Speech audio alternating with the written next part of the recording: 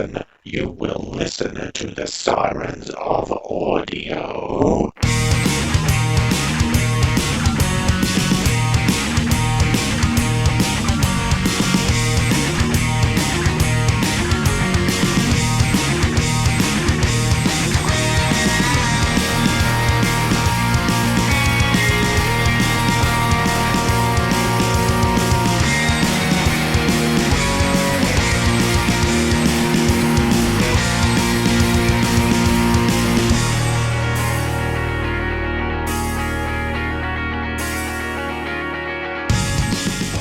G'day audiophiles, it's that time again. A new episode of the Sirens of Audio is dropping for you right now. My name is Dwayne, I'm your host, and with me is my good friend Philip. Hi Philip. Hi Dwayne, welcome everyone, good to hear you again. Yes, we don't see anyone, we're audiophiles, so it's all about the hearing. Now it's been about the ears. Yeah, that's it. It's been school holidays here in Australia for the last couple of weeks. Have you been able to get away? We've both got kids, so have you been able to do anything over the holidays? Yeah, we've got a property up at Wirrn in the Blue Mountains. So we escaped there for 4 days with the kids. So had a great time up there. Very, very cold, but it was nice to get away. And what have you been doing? Well, the last time we spoke, I was speaking from my office in the wilds of Tasmania, but I've managed to make my way up to the border of Queensland. I have probably mentioned on previous episodes that I was due to take a 6-month road trip before the pandemic began, and I had to put that on hold.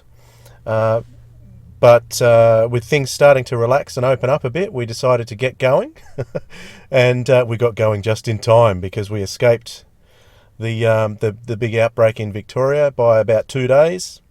And so we'll be going into Queensland in the next couple of days and then making our way up to the Northern Territory, which is not where we intended to go in the first place, but because of what's going on down south, it's a very, very awful situation for all our friends down in Victoria and even in Sydney now. You guys are starting to cop it pretty bad there.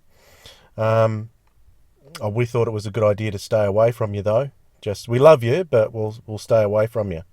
And I understand that. We'll head up to the Northern Territory. So we're going to be on the road for about 6 months. And if we have to spend most of that time in the top end where it's less people and seems pretty safe, well, that's where we'll be. But I'm on the south end of the Gold Coast right now. But next time we talk, we'll probably be, I don't know. We're staying in a place called Humpty Doo near Darwin. So could be there next time we speak. That's a lot of driving to do before then. Oh yeah, we love it. Good. All right, so we're going to talk about a couple of different stories this time. We're going to talk about some of the 8th Doctor and Lucie Miller adventures, and we're going to start off with an episode called Brave New Town. Brave New Town by Jonathan Clements. White rabbits. Best before October 91. She is Lucie Miller from famous English town of Blackburn. Blackpool. She set fire to it. The little minx. Does rubbish usually glow like that? Lucie Miller, you genius. You found the Nestine Energy Unit. And the doctor? I think the doctor should stay on as our scientific advisor. Sunset across the shore? What more could you ask for? Some sea? I'm sick of that bleeding tune. I can't understand you, Mr. Rabbit. Where am I? Ah, I get it. You're the replacement. Replacement for what? I don't care if it's the Women's Institute coming over that hill. If they're armed and dangerous, I'm blowing them up. Come closer to your place of origin. It's desolate, deserted and dusty. You do pick 'em. I certainly do. So, Philip, the reason I chose that one is because, and I'm going to have to, I've tried to think, how can we talk about this without spoiling it? But I'm going to have to put in a big spoiler warning right now because I don't think there's any way we can talk about it without spoiling it. And it's 12 years old. I think we can spoil something after 12 years. Yeah, I like it. I like your reasoning. This is an Auton story. So it's an Auton story with a twist. And I'm a huge, huge fan of the Autons because some of my earliest memories of Doctor Who are Spearhead from Space. Those scenes with the shop window dummies jumping out of the window, that's probably my earliest memory. Not that I saw that at the time of transmission. I'm not quite that old, but with Australia, we got plenty of repeats. So I got to see it then. So John Pertwee, even though I'm a sort of a child of the late 70s and early to mid 80s, John Pertwee was my Doctor because he was the kind of one that was getting thrashed during that time. So yeah, I have quite an affinity with, not with plastic, but with the Autons. So what about you, Philip? No, I love the Autons too. I started Doctor Who when I was in year 5, and the repeat cycle for ABC TV out here was constant. And so I actually started with the Mask of Mandragora, but it got to Talons of Wing Chang and then immediately went straight back to Spearhead from Space. So it was very early on in my Doctor Who viewing, and like you, I have memories of the smashing through the windows. Amazingly, they didn't actually do that, but in my head, I can still see them doing it. So Yeah. when Russell T Davies brought them back in rows, and he actually had them smashing through the glass. His memory was that they smashed the glass too, but of course it was all done off scene, just with smashing glass sounds, which, once again, as a kid, I was sure I'd seen it. So I remember watching and thinking, I must have seen it, and I didn't. And then Terror of the Autons I didn't see till much later, because when the ABC was doing all the repeats, they left out all the master shows. So they jumped over all the master episodes. And so I think it went from Spearhead from Space and then jumped straight to Dare the Daleks. So 2 entire seasons were just jumped. So it was much later I saw Terror of the Autons, and I'd heard a lot about it with the policemen and things, and just loved that. And then when they brought back Rose, I think Russell was brilliant to start with the Autons. It was the way to reboot the show. The show rebooted with John Pertwee perfectly with Autons, and so for Russell to use that for the reboot, brilliant move. Yeah, absolutely. They've always been the most terrifying for me, and particularly those Spearhead from Space ones. There was something quite different about the Terror of the Autons, but there was some terrifying aspects to them as well. But it was seeing as we're talking about audio here, it was the sounds that were created for Spearhead from Space that really, I think, combined with the look of those Autons, they look a little bit different, absolutely terrified me. So I always love an Auton story wherever they're few and far between. There's not many of them, although there's been a few since this one came out. But I think this is one of the. Is this the first Auton story attempt that Big Finish did? I think it is. Yes, I think it is. It's the first one they did. Yeah. This is the second season. It's the third story, I think, from the second season of 8th Doctor and Lucie Miller Adventures. What was your opinion on Lucie Miller and the change of direction that Big Finish took with Paul McGann? Because it was... So the year before that would have been 2007. They were kind of trying to mirror the TV series with their 45-minute episodes, weren't they? And did you like Lucie Miller right from the start? Well, I think I mentioned in the past, I'm actually a bit slow when it comes to change. It takes me a while to move into change. And I was still am a huge Charlie fan. So I adore Charlie. I think she's the perfect companion for the 8th Doctor.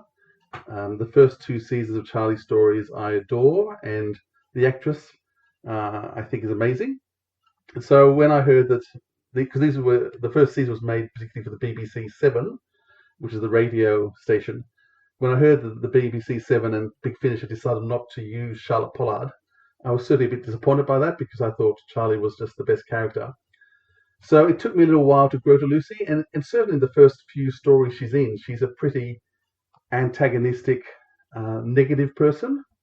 But by the time this story comes around, I must admit I had fallen for her, because she just has a real charm about herself, a real sense of humour. So it took me a while to get used to her. What did you think of Lucie when she first came in? Well, I thought she was okay. I found her a little bit irritating, like you said, to start with at first. I think they were trying to mirror Rose to a certain extent, I think.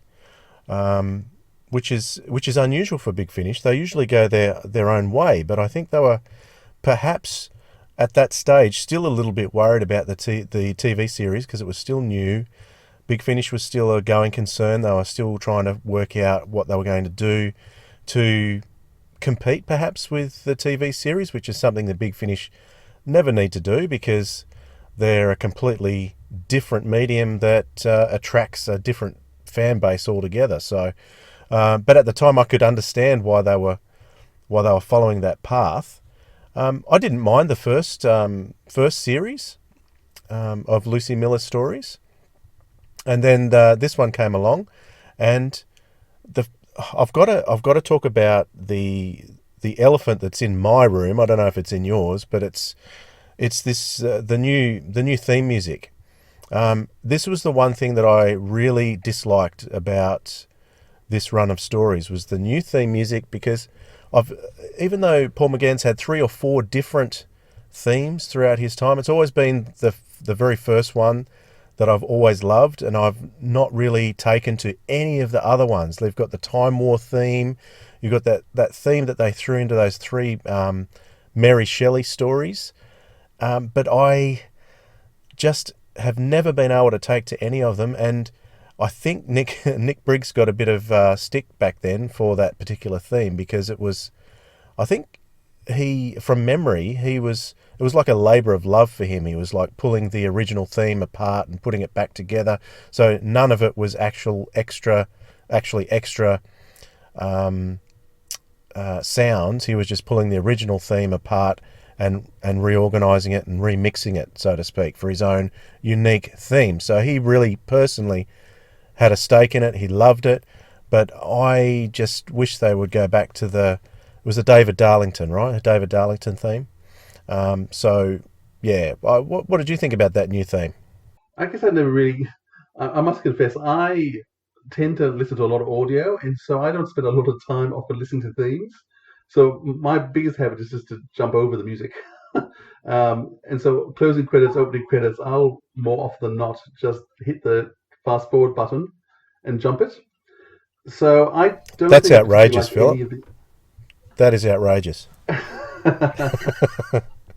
So this, no, sorry. It's what I do. I've got so much time to listen, and I can save 4 minutes by jumping the theme song. So I often jump in. I know, is it shocking? Sorry about that. So I listen to them I usually listen a couple of times and then move on. Certainly, I didn't like any of the 8th Doctor themes particularly. I guess it was pretty new because the original decision that Gary Russell made with the theme music was he was going to use the 4th Doctor theme for everything. And so for the first, I don't know how many, until we got to the first Paul McGann series with Charlie, it had been just the Tom Baker theme playing. And so when it suddenly changed for Paul McGann, I actually thought it was good because it was refreshing to have something different. But I just get used to it.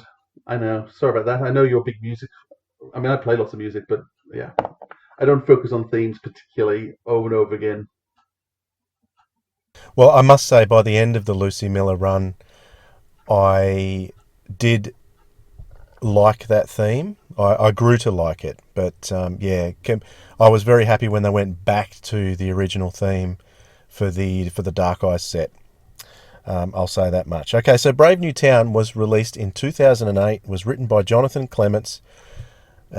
It was directed by Jason Haig-Ellery, so he doesn't direct too many stories, but here's one that he did. And there's a bit of audio of him directing in the studio in his own unique style on the extras in this one, which is interesting. And it's. So, are you saying he directed as well? Jason Haig-Ellery directed this, yes. Oh, yes, that's right. Yeah, very unusual for him to direct, isn't it? Yes, yeah, it is. Maybe he's a huge closet Autons fan as well, because at that stage it was Nicholas Briggs who was doing most of the directing. He usually jumped on the new series like that and would direct most of those. It's interesting that Nick Briggs has a part in this.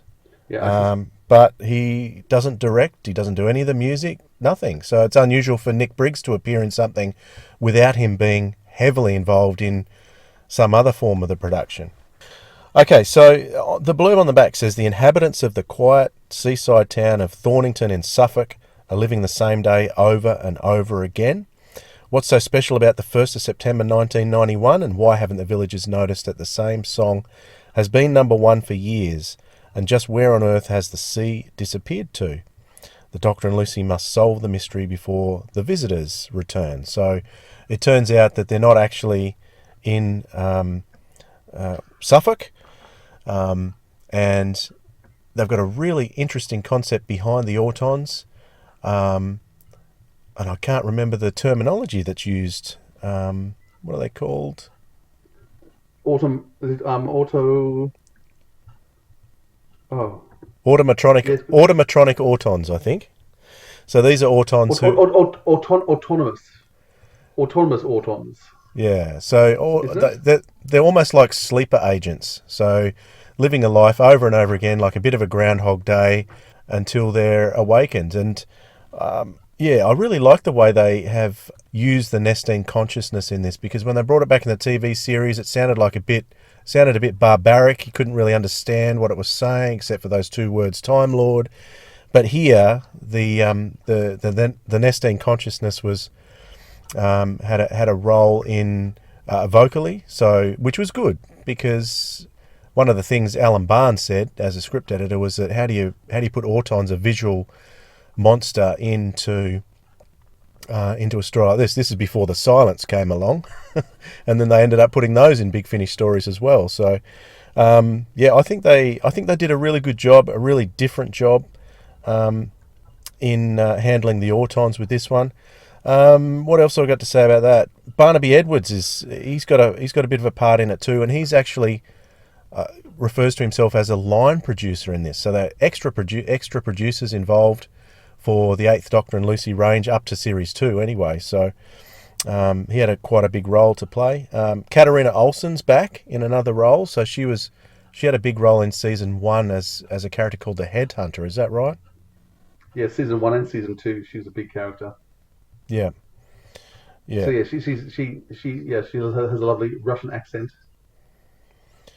So do you think Stephen Moffat may have stolen the idea of Rory being the Roman centurion Auton sleeper agent thingy from this story, perhaps? Because this is still a few years before that idea materialised. There's sort of some similarities between the ideas. I think the feel of this show is very much the Avengers. So it doesn't actually become an Auton episode until about halfway through. So the mystery at the beginning is the fact that you have this English village, which isn't in England, which has a sea that's not a sea, and then they're hearing voices and people are missing. It's very much an Avengers style story in terms of everything's wrong. The year doesn't match the years. It's just confusion after confusion for the different characters. And it's only actually when they bring the Autons in suddenly it begins to make sense. So I think that whole Cold War feel, where you've got the army officers, you've got the Russian accents. As I said, I've actually just been listening to the release of the last Avengers box set, the Miss Peel and Steed, and there's a lot of similarities in terms of the whole style and feel there. So before you even know it's the Autons, you've got this whole mystery happening, which the Autons then explain. So I think that's the power of this show, in terms of how far can you be sucked in before the whole story does a sudden left turn. So it's a story that's going down one particular path, which is quite friendly and safe, with just a bit of mystery, and then suddenly you do this amazing left-hand bank where they reveal it's actually Autons. And in fact, these sleeper agents aren't Russians pretending to be English. They're not preparing to invade England, really. They kind of were. But it's actually the Russians have had it all in control to using Autons. So that's the twist, which makes it very amusing and very... Yeah, it's enjoyable listening to it again and again, because you keep seeing Jonathan Clement has planted those ideas in the script before you get to them. Yeah. Speaking of the sound of the Autons from Spearhead from Space, I love the way that kind of whirring Auton sound is there. Do you know the one I'm talking about? And even... Oh, I do. The click of the hand dropping and then the whir of the gun coming out. Absolutely fantastic. And that's how you know it's Autons. Before anything else, they just use the sound, and you Mm, know, which is just very cleverly done. Great yeah. sound design. But I think the original sound in Spearhead even had, I think when the energy unit was pulsing, there was even almost like a football whistle blowing in the middle of that sound effect as well, and they use that sound effect too in this. So I'm picking the sounds apart here, but because I love the Autons so much, that it was really, really nostalgic for me, taking me right back. Fantastic stuff. Yes, and they even managed to muffle the sound. The whole thing about the spearhead from space when they've got the cube, the Auton sphere inside the lead box, open and shut. Because they open the box and suddenly it's louder. They use the same similar effects with the device, which once again brings all the nostalgia to play. I really like the line towards the end. There's a couple, and the lady says, "I don't really feel like killing the human race anymore." In some kind of regional accent. It's really cool. I like that. Or Suffolk accent, obviously. I thought the extras were interesting as well. There's one part where an actor talks about being in a booth, and there's one of the mic stands there that gets autographed by everybody, which obviously I've heard that before, but I thought it was interesting because I'd forgotten about it. And Yes, that's right. There's an actor called Derek Griffiths who doesn't sound as old as he has to be, but he was talking about working with John Pertwee in radio, Patrick Troughton and William Hartnell, and No, certainly he's been around for a long time. I looked up a few of his credits. He's done a lot of stuff in the 70s and 80s, and obviously did earlier stuff on radio as well. yeah, so yeah, absolutely fascinating. It's really a really enjoyable listen. This one, I can listen to this one over and over again. Obviously, with the new, there was a whole. I think the first unit box set was all based on Autons, wasn't it? It was indeed. The new unit stories, yes. What was that called? Was that called Shutdown? Or was that was the second one? Extinction. That's it, isn't it?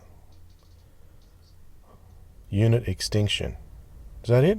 So yes, Extinction was the first. Yeah, once again when they decided to make the new unit series, they started with the Autons, with Extinction, and they even actually make one of their characters an Auton, kind of, which it's worth listening to see how they do that.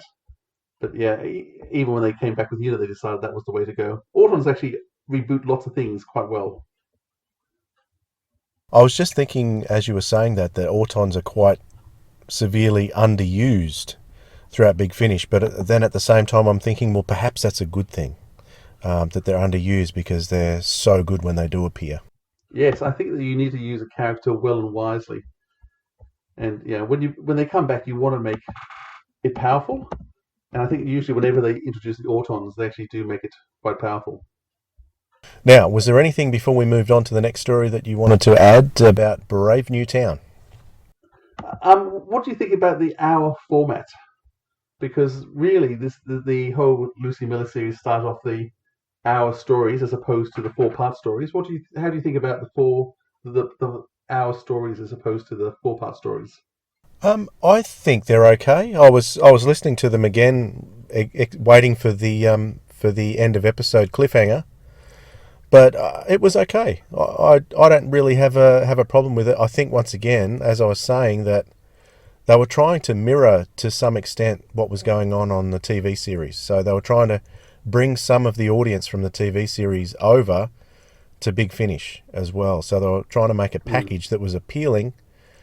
And yeah, obviously the diehard fans love the 25-minute format. But yeah, I don't have a problem with this format either.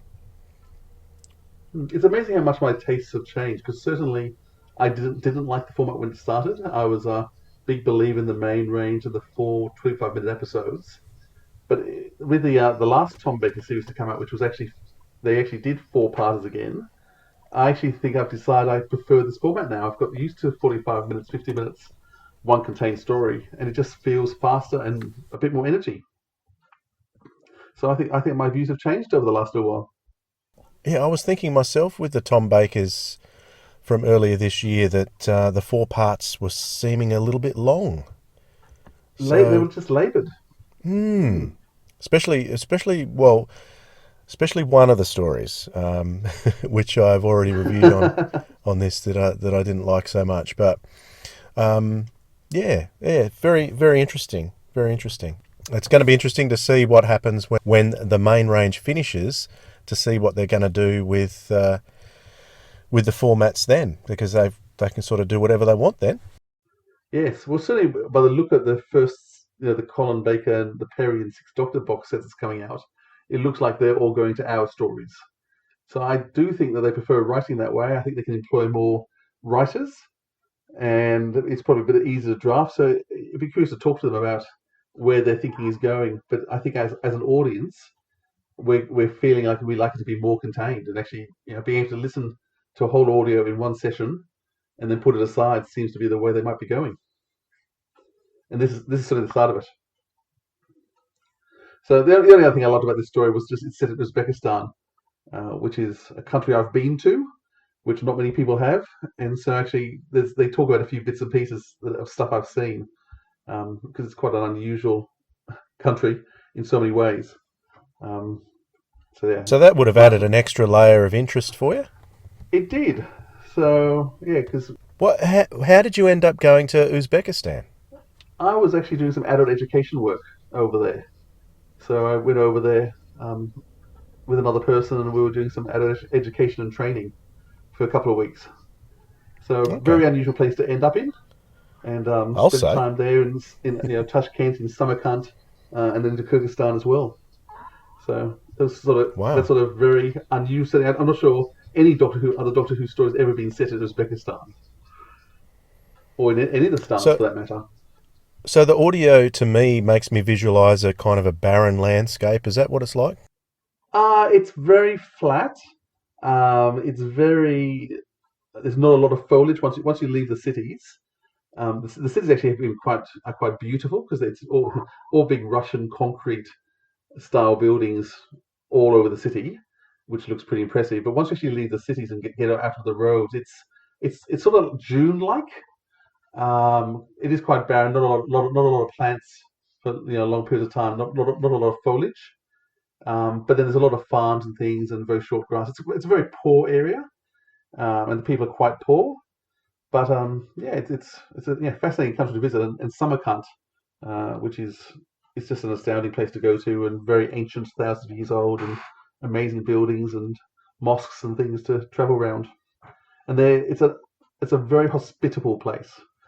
So the people are very free with their vodka, and everywhere you go, you get a feast. So you arrive somewhere, and suddenly you have to eat all this food for an hour or two, and then you go see some things, and they feed you again. And it's a great place to visit. Awesome. Very good. All right, shall we move on to the next story? Sounds great. So, Dwayne, you've chosen the second one to listen to today, which was Wirrn Dawn. Should we have a listen to the trailer for that first? The dawn was near. No one knew why it always happened at dawn.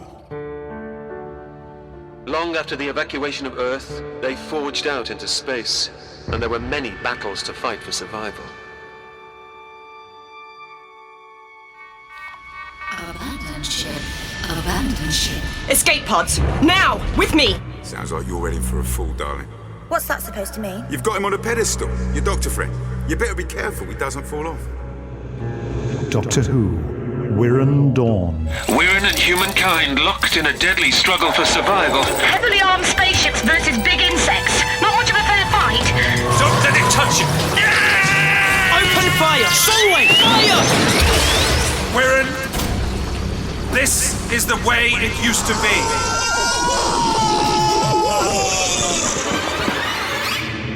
BigFinish.com. So, this is the second one you chose for today. Why did you choose Wirrn Dawn? Well, I thought if I was going to choose an Auton story, I'll go for another classic monster story. And there's just something about Ark in Space that everyone seems to love, including myself. Although not the best realised monster on screen. But I'll tell you what, with the Wirrn stories that I have heard from Big Finish, I've always been impressed, and this was no exception. They've only done, I think they may have only done 2, maybe 3 stories. But yeah, I was very, very impressed with this one. This was from Series 3 of the 8th Doctor and Lucie Miller series, written and directed by Nicholas Briggs, who goes on to say in the extras that he didn't like the Ark in Space. But he also says he didn't like Genesis of the Daleks at the time too, but he's since come to love them. Yeah, he wanted to write a story about the Wirrn and sort of set it up because he wanted it to be like action packed, and he didn't find that the Ark in Space was action packed, so he wanted to give that idea some breathing space here in Wirrn Dawn. On the blurb it says the Doctor and Lucie land right in the middle of one of the human race's bloodiest periods of history. Trying to make a difference here would be like standing up and calling for a ceasefire on the Somme, certain death or worse. Survival can be a messy business. So the blurb there is written to make it sound really action-packed, but there's actually more to it than just straight-out action, which I think is really interesting. I've never actually seen Starship Troopers. Can you tell me anything about it, Phil? Well, I think you're probably blessed to have not seen Starship Troopers. I remember going and seeing it with a group of friends and sitting there thinking this could be one of the worst movies ever made. I guess I'm a big fan of Aliens 2, and so I think Starship Troopers is a takeoff of Aliens 2. And in fact, they're both based on the same book. So I guess that's what they've tried to do. I guess the actual activity and the bugs and the attack in Starship Troopers is well realized. I think there's just this love story that goes on in the middle of it, which just it's horrific. And I love a good love story. Don't get me wrong, but there's a scene in Starship Troopers where one of the female characters is about to die. She's been speared by this bug, and she's dying. And the person she loves, but who's in love with someone else, is sort of holding her. And she comes up with one of the worst lines ever, which is, "It's okay to die now because at least I'm in your arms."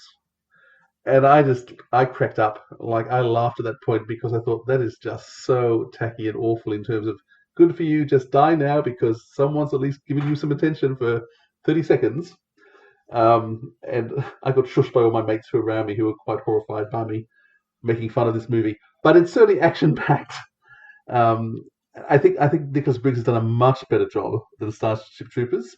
I always get amazed that Nicholas is able to create an entire environment with very few characters. And so you actually have this entire environment of battles in ships, of being attacked, of Wirrn attacking, then out in space with spacesuits and ships falling apart and action-packed. And he manages to do it all with very, very little cast. And so, yeah, I think Wirrn's better than Starship Troopers. Those of you who love Starship Troopers, sorry if I've offended you. It has got its moments, I'm sure. But I think this actually does what that's trying to do, but much better. Do you think that the idea for Alien was someone pinching the idea from Ark in Space? Well, I'd love to think that was the case, but I'm not sure that would be the case. But certainly there's a lot of similar themes. It's interesting, Ark in Space I love. It's one of my favourite shows. But the body horror in it, when you think about it, is really awful in terms of what happens in terms of the Queen implanting herself into eating one of the characters and then infecting others and them slowly converting. So it's a real awful image of what's happening there, and yet it's very compelling. And certainly, with a very small cast, you get this huge narrative that happens in Ark in Space. And so they managed to, I think because that horror sits there in that Ark in Space, you can see it happening so effectively with this audio. So it's very easy to transfer what happened to Noah to the Admiral in this story. So it's a very powerful image. What's your view of Alien and similarity with Ark in Space? Oh, I think it's very similar. You've got, the eggs being laid inside a human host, and then, that body horror element happening. I think it's extremely similar. It seems as though it has been pinched, but maybe. Yes. Have you ever seen Aliens 2? Oh yeah. I have seen Aliens 2. I used to.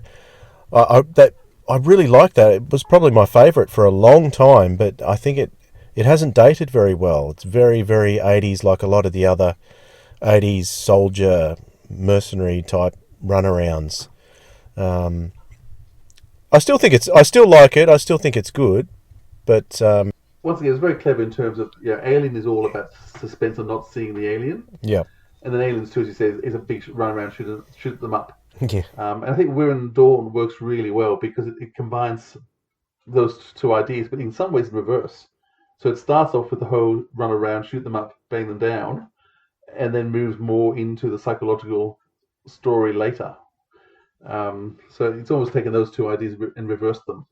Well, I think there's a lot of story going on in this outside of the Wirrn, and the Wirrn just happened to turn up and do their little squeaky sound effects and take off again. And there's all this other story going on about the indigenous culture and the takeover from the Galsec colonists, and because these army personnel, they're Galsec, so these are the same dudes that were in Sontaran experiment, right? That's right. So yeah, the human race and what's happened between the two. It's a good idea. I mean, Ian Brooker, who plays the grandfather, brings a really haunting element all the time with just these little stories in the background underlying the narrative. And it's very well written. I mean, I think Nicholas Briggs has done a really good job in combining both action, but also this narrative of as you said, what's going on with the locals, and just enough for the Doctor Who fan once again who knows the background to some of these stories in the Ark in Space Sontaran experiment, but still makes you curious about what's going to happen next. Yeah, absolutely. You mentioned his name, but I want to talk just for a second about Ian Brooker, because I feel for this guy. He was one of the very, very common cast members throughout early Big Finish, right through the first 10 years or so. He still pops up every now and then, but he's got one of those voices that's so distinctive that every time he pops up, you go, "Oh, there's Ian Brooker again." And I think a lot of the Big Finish fans were noticing that too at the time and going, "Oh, there's that Ian Brooker again." And I think it was getting commented on at the time. Do you recall that? Yeah, I do actually. But the cast, I mean, Beth Chalmers is in dozens and dozens of productions too. But once again, she's able to do quite different things with her voice. Yeah, but Ian does the same voice every time. Almost. He does accents occasionally. The raspy old man voice. Yeah. Yes, no, I think you're right. I think that there's certain actors that just keep reappearing, and I do think Big Finish needed to start rotating them slightly more than they did earlier on, which they're certainly doing now. Yeah. I do like Ian Brooker's voice, though. It's nice to listen to if it's in the right role. Just like I like Nicholas Briggs' voice, but you can tell when he pops up all the time as well. And back in the early days, like you could tell when Gary Russell's voice would pop up because he was, putting in a bit part as the director. Gary Russell's got a very distinctive voice too, I think, but Ian Brooker definitely was one of those ones. So I noticed that the sound effects for the Wirrn were newly created for this story. They weren't just copied from the TV serial, which is interesting because they sound so similar and absolutely fantastic. I'm pretty sure that they actually recreate all their sound effects from scratch. I don't think the quality of the recordings actually are good enough for them to be able to pinch them off the TV. So the sound designers, once again, and this is Jamie Robertson, they do an amazing job in terms of being able to recreate sounds and make them just so familiar that you know exactly what's going on.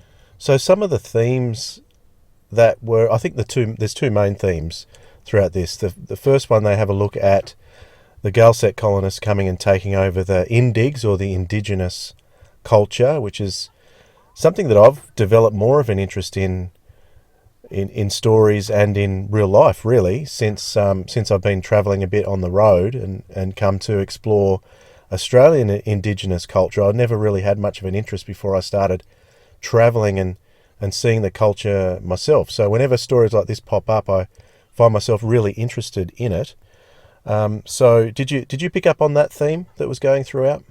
I did. It actually made me feel a bit uncomfortable in terms of our history in Australia isn't very good in terms of how we treated the original inhabitants of the country, or our ancestors did. And so it's good to keep reflecting on terms of where we've come from and where we're going. And certainly a number of characters were able to echo a number of different viewpoints that we see in the media, see on social media all the time. And so it was good to be able to actually sit and think through some of those ideas. So yeah, I was a bit uncomfortable with some bits, realizing that I need to keep working harder at understanding the culture that was here first, and it's hard to get to know that better. But also realizing how do we keep recognizing properly those who've come before us and what's happened. So it's acknowledging history, but also moving forward as well. So there's it's a good theme in this story. Interesting cast member in the person who was playing the Indigenous character. That's Daniel Anthony, who played Clyde in the Sarah Jane Adventures. In the Sarah Jane Adventures. Yeah, he's a young actor, and he actually carries the part very well. So I hadn't realised while I was listening to it who he was. I actually, I tend not to want to look at casts or information at all first. I like to go to a story as much as possible, not knowing anything. I don't even read the blurbs before I listen to a story. And so when Big Finish do their news releases about stories, I don't read what's coming. I deliberately just go things cold, and so I just sort of listened to the whole thing through, and then went back to the cast list. And I must Daniel Anthony thought, the name looks familiar. And they actually looked him up and went, oh, of course, no wonder I recognise the name. But he's a young actor, but certainly he was acting his socks off in this production. Yeah, I hadn't looked at the cast list either, but I picked up his voice. I thought, I've heard that voice somewhere before. I know who he is. And he does. He's not overly young, although he probably was at the time. But I still think he was about 20 at the time that this was recorded. So youngish, I would say, but not super young. I'm obviously getting old. I think 20 is young. Well, certainly for an actor. Compared to the age that he's playing in the Sarah Jane Adventures, I would say he's playing more of a young middle teen. 16, 17, yeah, something like that. So yeah, but he still sounds quite young in this. But I think it sort of carries the innocence of the Indigenous message that's being put through. Yeah, I was going to say the naivety and the emotion comes across really well in his voice and his character. Yeah. So the other theme that was put in there was looking at, because it's very difficult to talk about this without spoiling it, but I will try for this one. I will try. Looking at that body horror aspect that you were talking about, and Nicholas Briggs wanted to examine that aspect in nature of these absolutely horrific and horrible things happening and the morality behind it, whether it was a moral thing or not, which I thought that was handled quite well. Did you pick up on that one too? I did. I guess I left the story not sure how I viewed the morality of the final call. So, and I guess that's because Lucy and the Doctor don't come to. I think the Doctor's in favour of what's happened. I think Lucy is questioning what's happened. Yeah. And it's left in terms of what will happen in the future. And I guess the Doctor says what's their call. Without spoiling, it's a profound thing to think about. And yeah, I guess that's some of the ideas of what's best for the majority at the cost of the individual. So yeah, it's a good theme. Good, yeah, be good to talk about some more. Yeah, for sure. Well, was there anything that I missed on Wirrn Dawn that you wanted to mention? I just going to say in terms of Colin Salmon was one of the cast, which is Dr. Moon from the Library series. He's also in some of the James Bond films. So he's actually a big name in the making. I guess this is before he's started James Bond films and before Doctor Who as well. 2009. No, actually the Library may have just happened at that time. But certainly he brings depth as well in terms of his role. It really is an amazing cast. How Big Finish keep managing to pull together such amazing talent. And certainly, I mean, Sheridan Smith, we didn't mention earlier, but Sheridan Smith has gone on to have a huge career, particularly in musical theatre on the West End. She was someone who had done very little, and yet when they met with her, they could see potential, and they certainly knew what they were doing in casting her. And as I said, she just goes on to bigger and bigger things. She's very, very big in the UK now, and her star continues to shine and rise. Absolutely.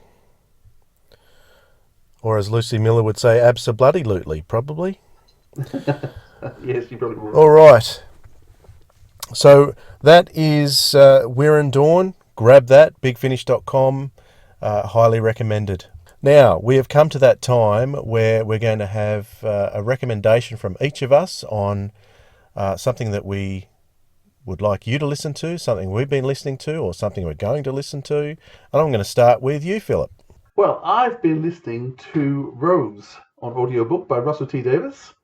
One of my children is just turned 10, and I've started watching through the new series with him. So we're just almost towards the end of the Eccleston season, and it has just been it's so much fun watching a 10-year-old discover Doctor Who for the first time, and yeah, he's just been loving it. But one of the things I've done with him is we've been listening, after we watched Rose, I've been playing the audiobook to him, and I'm not sure if you've either read it or listened to it, but Russell T Davies has written Rose. It is hilarious. He adds, it's like the proper old Target books, where there's just all these new scenes added, there's all this depth to the characters. You get inside the characters' heads and backgrounds. The whole first chapter is about Wilson, who's the security guard who is dead. Who Rose sort of said, "Where's Wilson?" The Doctor says he's dead. You don't see him at all in the TV show, but the whole first chapter is about Wilson, his life, what he got up to, and his death. So Ross has written an amazing book. Camille Kaduri, who plays Rose's mum in the TV series, reads it, and she's exceptional. So yeah, my son and I have been enjoying listening to that for half an hour or so every afternoon. What have you been listening to? Excellent. Well, I'm going to recommend something that I'm going to listen to because it's not available yet. At the time of recording this, it's going to be available tomorrow, I think, and it's a new podcast by Mark Cockram, who does a podcast called Nerdology UK, and he's doing a new podcast called All of Time and Space. So he and another fella called Ian Martin, they're going to be looking at every single episode of Doctor Who with various guests. I've been asked to come on at some point, and I noticed in their trailer they've got Dave Kitchen from the Doctor Who show. He's appeared on it. They've got Nicholas Pegg and a couple of other well-knowns from other podcasts. So it's like share the love in podcast land. And so all of Time and Space. You can find that via the Nerdology UK anchor page, and I believe that's starting tomorrow. So by the time you hear this recommendation, it will be available. So do yourself a favour and listen to that. And Mark Cockram's voice is just a pleasure to listen to. If you like listening to Tom Baker, you'll love listening to Mark Cockram. He's not the same voice, but it's just as soothing. I'm going to say that in a very brotherly way, Mark. It's a soothing voice. Well, I'll have a listen to that as well. Sounds good. Excellent. So are you going to be listening to lots of lovely audio until we meet again, Philip? I have a lot to listen to, so I certainly will be. Yep, and that is because audio drama rocks!